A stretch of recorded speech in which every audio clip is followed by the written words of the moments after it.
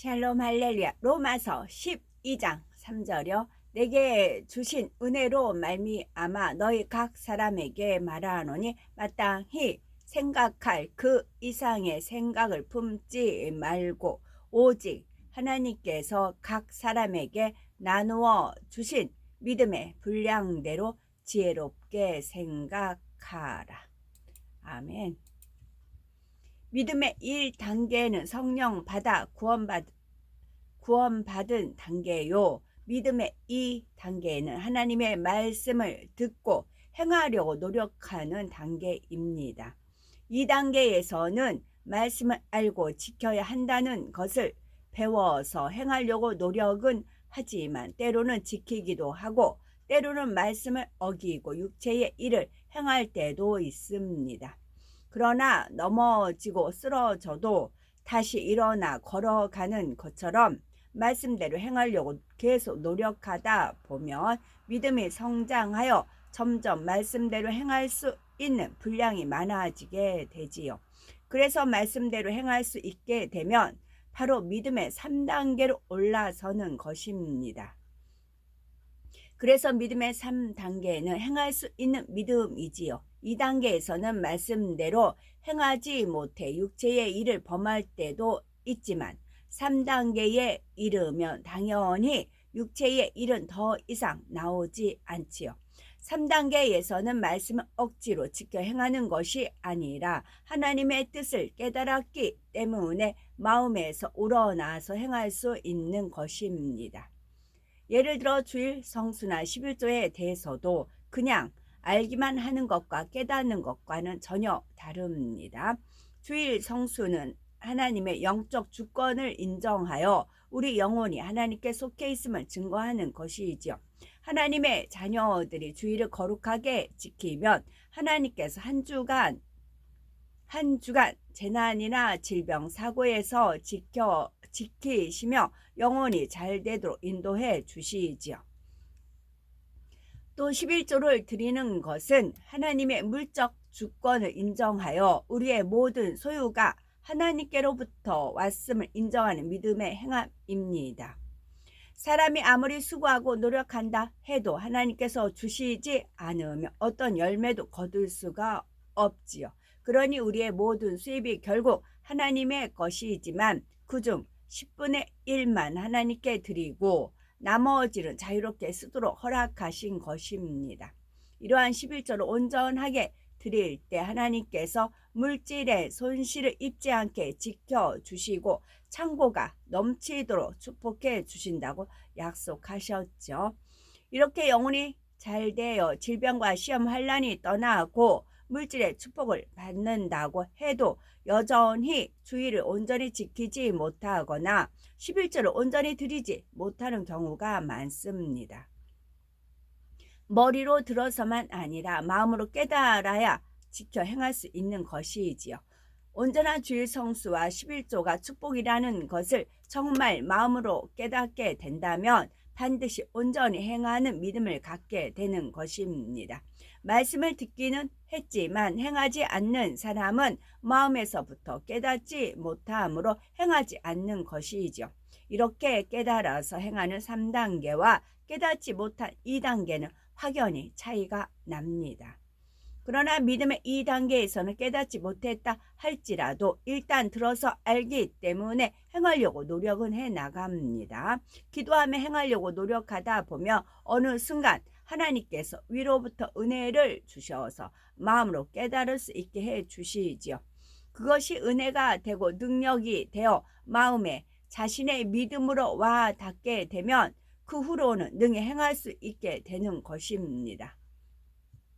갓난아이가 걷게 되는 과정을 보면 처음에는 누워서 손짓 발짓을 하고 기어 다니다가 두 발로 설 수 있게 됩니다. 그렇게 노력하는 과정에 점점 다리에 힘이 생기므로 마침내 걷고 뛸 수 있게 되지요. 믿음도 마찬가지로 말씀을 듣고만 있다고 해서 행할 수 있는 은혜와 능력이 오는 것이 아니라 기도하면서 행하려고 노력해 나가야 행하려는 그 중심을 보시고 하나님께서 깨달아지는 은혜를 주시는 것이지요.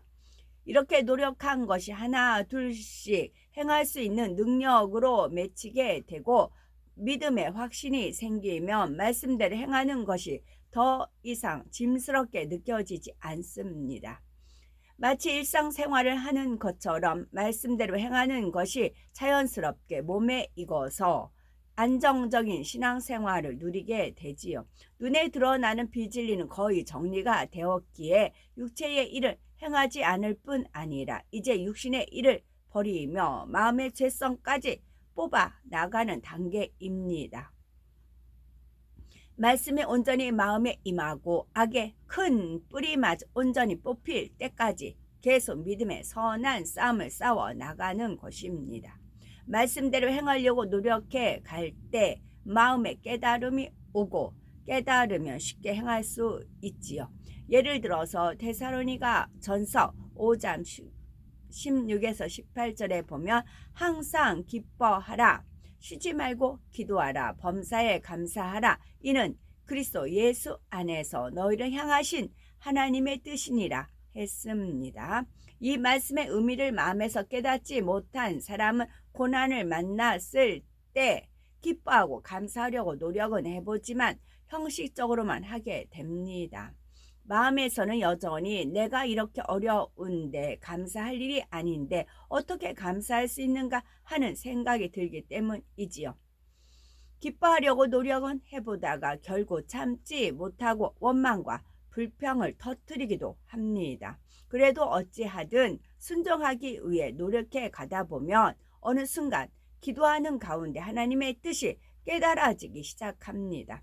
잠깐의 고난이 있다 해도 영원한 천국에 갈 소망이 있으니 얼마나 감사한가. 나 같은 죄인이 용서받고 구원받게 되었으며 믿고 구하며 응답받아 영광 돌릴 것이니 얼마나 기쁜 일인가 하며 감사의 조건들이 깨달아집니다. 또한 말씀대로 하나님께 감사의 제사를 드리면 시험 환난이 물러가게 된다는 사실에 대해 점점 더 믿어지는 믿음이 오게 되지요. 말씀대로 기뻐하고 감사하는 것은 하나님께 속한 빛의 행함입니다. 시험 환난은 어둠인 원수마귀 사단이 주는 것이고요. 캄캄한 방 안에 불을 켜서 빛이 들어오면 어둠은 물러가듯이 중심에서 감사하고 기뻐할 때 그 영적인 빛으로 인해 시험 환난이 떠나가고 축복이 임하는 것입니다. 이런 사실을 마음에서부터 깨닫게 되면 어떤 어려움을 만난다 해도 믿음으로 기뻐하고 감사할 수 있습니다. 그러면 실제로 하나님의 은혜와 능력 가운데 시험 환난이 물러가는 것을 체험하게 되지요. 이런 체험으로 인해 마음에 더 확실한 믿음이 주어지고 다음에는 시험이 와도 더 쉽게 기뻐하고 감사하여 승리할 수 있는 것입니다. 눈앞에 보이는 현실이 아무리 막막하고 어려울 때도 말씀의 의미를 마음으로 깨달을 수만 있으면 보이지 않는 축복을 믿음으로 바라보고 말씀대로 행할 수 있죠. 그런데 겉보기에 말씀대로 행한다 해서 무조건 믿음의 3단계라 할 수는 없습니다. 예를 들어 주일 예배에 빠지지 않는 사람이라 해도 그가 어떤 마음으로 예배를 드리는가에 따라 믿음의 수준이 달라집니다. 다른 사람에게 눈치를 보이고 주의를 어기면 재앙을 당할까 무서워서 예배에 나오거나 예배에 나온다 해도 졸음과 잡념 속에 들인다면 그를 믿음의 3단계라 할 수는 없는 것입니다. 또 믿음이라는 것은 행함이 있어야 할 뿐 아니라 변개함이 없어야 합니다. 심고 행하면 축복이라니까 심고 행하기는 했는데 생각한 만큼 빨리 축복이 눈에 보이지 않으니 행한 것을 후회하거나 행하지 않던 예전 모습으로 돌아가 버리는 경우도 있지요. 이런 사람은 마음으로 깨달아서 행할 수 있는 믿음의 단계에 이른 것이라고 말할 수가 없는 것입니다. 그러니 믿음의 분량이라는 것은 어느 한두 가지의 외적인 행함만을 보고 몇 단계라고 단정할 수 있는 것이 아닙니다. 그 사람의 마음에 하나님의 뜻이 얼마나 깨달아지고 믿어지는가를 통해 분별할 수 있는 것이죠. 믿음의 3단계에 들어서서 말씀대로 행한다고는 해도 처음에는 아직 마음에 갈등이 있습니다. 하나님의 뜻을 깨달아 순종은 하지만 마음에는 남아있는 죄성들이 있기 때문에 두 마음의 갈등이 여전히 있는 것이지요. 진리대로 행하기는 하되 그러면서도 선한 마음을 쫓으려는 영의 생각과 악한 마음을 쫓으려는 육신의 생각이 싸우는 것이죠. 앞에서 설명한 대로 고난을 당하게 될 때 믿음의 이 단계는 기뻐하고 감사하려고 노력은 하지만 결국 이기지 못하여 불평을 쏟아버리기도 합니다. 그러나 믿음의 3단계에는 고난 중에도 능히 감사하고 기뻐할 수가 있습니다. 그런데 3단계라 해서 모두가 100% 온전한 기쁨과 감사가 나오는 것은 아니죠. 3단계 중에서도 초입이라면 어려움을 만나는 순간 너무 힘들다 하는 육신의 생각이 동원되어 낙심하고 충만함이 사라지려고 할 수가 있습니다. 그렇지만 그 성령의 음성을 들음으로 하나님께서 살아계신데 내가 왜 낙심하는가 하고 자신의 마음을 진리로 다지게 되는 것입니다. 그렇지만 그 성령의 음성을 들음으로 하나님께서 살아계신데 내가 왜 낙심하는가 하고 자신의 마음을 진리로 다지게 되는 것이죠.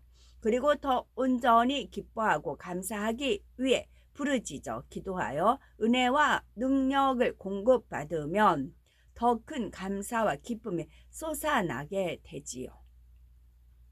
그러다가 3단계 중반 이후를 넘어서서 만렵이 되면 이제 육신의 생각이 많이 작용하지 않습니다. 어려움을 갑자기 만난다 해도 낙심하거나 불평하려는 생각보다는 하나님을 의지하여 기뻐하고 감사하려는 생각이 먼저 떠오르게 되지요. 혹시 순간적으로 힘들다는 생각이 스친다 해도 즉시 그 생각을 몰아내고 감사와 기쁨으로 마음을 바꿀 수 있습니다. 마태복음 7장 24에서 25절에 보면 그러므로 누구든지 나의 이 말을 듣고 행하는 자는 그 집을 반석 위에 지은 지혜로운 사람 같으리니 비가 내리고 창수가 나고 바람이 불어 그 집에 부딪히되 무너지지 아니하나니 이는 주초를 반석 위에 놓은 연고요 하셨지요. 고린도전서 10장 4절에는 그 반석은 곧 그리스도시라 했습니다. 시험 환난에 믿음이 요동하지 않고 말씀대로 온전히 행하는 믿음이 되면 반석이신 예수 그리스도 위에 든든히 세워졌다 하는 것입니다. 믿음의 3단계에서도 60% 이상이 되면 말씀대로 행하는 것이 더 이상 무겁고 힘들게 느껴지지 않습니다.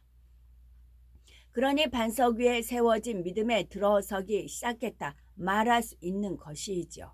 70%에서 80%가 되면 반석에 온전히 선 것이고 이때는 말씀대로 행하는 것이 마치 몸에 배인 습관처럼 저절로 나와지게 됩니다. 여기서 더 나아가 어떤 상황에서도 순간에 육신의 생각조차 동원되지 않고 즉시로 온전히 기뻐하고 감사할 수 있게 되며 마침내 영의 믿음, 곧 믿음의 4단계로 들어서게 됩니다. 제가 이제 카톡을 보기 시작을 해서 머리급, 이제 목사님들 이제 최고 머리급이죠. 그분들이 카톡을 받아들이고 그 말씀대로 준행하면 밑에 부목사님, 성도님들께 쭉 전달된 그런 케이스들이 있어요. 뭐 이제 어떤 목사님 양떼들한테 늘 마음이 있다는 거기 이제 그런 말하는 것 보면 알지. 어휘를 쓰는 것 보면 알아. 이 성결 말씀을 먹었다는 것이 이제 먹는 대로 나온다고 하잖아요. 그런 분들은 믿음이 짱짱하게 하나님 말씀이기 때문에 그래요. 말씀이기 때문에 짱짱하게 믿음이 반석에 서서 믿음이 가서 4단, 5단계를 해서 침노에 들어갑니다. 근데 이제 받아들이지 않으면 바스러지죠. 각자 자기 믿음대로 갈 수밖에 없어요. 근데 바스러진다고요. 그래서 진리의 사랑을 받아들이느냐, 받아들이지 않느냐. 자유의지입니다. 그래서 머리급이 윗물이 맑아서 쭉 나와야 되는데 그래서 그만큼 중요하죠. 그리고 또 면류관이고 기쁨이잖아요. 그 양떼들이 본인의 면류관이고 기쁨이에요. 하늘날 가서 상급이 그렇게 돼요. 그리고 누가 만나도 자기 목사님이 반가운 거잖아요. 또 목사님 입장에서는 본인과 함께 이제 했던 양떼들이 더 반가운 것이고요. 천국 백성들이 다 모였어도 다 연애에 베풀어졌어요. 그래도 나랑 같은 공간에서 신앙생활을 했던 목사님 양떼가 반가운 것이고 그렇게 되는 것이죠. 골고루 하나님은 골고루 뿌리셨어요. 어디만 듬뿍 좋은 것이 뿌리고 그런 게 아니고 저는 하나님이 이제 오더에 의해서 움직였죠. 골고루 뿌렸어요. 받아들이고 안 받아들이냐는 자유의지고 특히 위에 최고 위에 목사님께서 목자라고 하죠. 목사님께서 받아들였을 때는 그게 그 흐름이 가요. 근데 거기서 딱 거부를 하면 밑에 사람 받아들이고 싶지만 받아들일 수가 없어요. 영계의 법이잖아요. 그 목사 머리를 치고 올라갈 수는 없는 거잖아요. 그래서 그 이제 결실이 된 거죠. 지금 4년이란 시간이 흘렀고 어떤 분은 3년, 2년, 1년 이렇게 늦게 알을 수도 있지요. 그러나 시간하고는 상관이 없어요. 세월하고는 상관이 없어요. 제가 3년 하나님이 이끌어 주셨 내가 포기하지 않고 이것이 진짜다. 이거 표대를 향해서 갔을 때 3년 안에 하나님을 만나는 은혜를 주어졌다고요. 그래서 나중된 자가 먼저 될 자가 많다 하신 것이고요. 그래서 백부자 대심판 때 핑계를 못 댄다고요. 나는 몰라서 이랬다. 안 된다고요. 그래가지고 뭐 한참 지금은 안 보내는데 한참 기독교 신문 같은데 광고 뭐 교회 매매 임대 뭐 그런 거 있잖아요. 그런 거 엄청 많이 보냈어요. 그 하나님 빛이 역사하는 거 있죠. 그거하고 잃어버린 이제 법궤를 찾아서 쉽게 내리는 거 그 몇 편을 해서 메일 있으면 메일 보내고 전화번호 전화 보내고 많이 보냈어요. 지금은 제가 안 보냈지만 거기에서 이게 성령에 이끌린 분들은 목말랐던 분들은 이게 생수구나 하고 계속 먹어서 믿음이 성장할 것이고 또 불법이 좋아서 진리의 사랑의 말씀이 싫다. 불법을 좋아하는 사람들은 그렇게 가는 것이고 하나님 만만히 보면 안 돼요. 우리 하나님 정확한 저는 이제 단편적인 거죠. 저는 제 위치에서 저는 제 위치에서만 해요. 그럼 이제 역사는 하나님께서 하시는 거예요. 광활하게 역사하시는 하나님 그 누구도 못 이깁니다. 하나님 그 누구도 못 이겨요. 저는 제 분야에서만 저는 제 충성을 하는 겁니다. 그 순종이고요.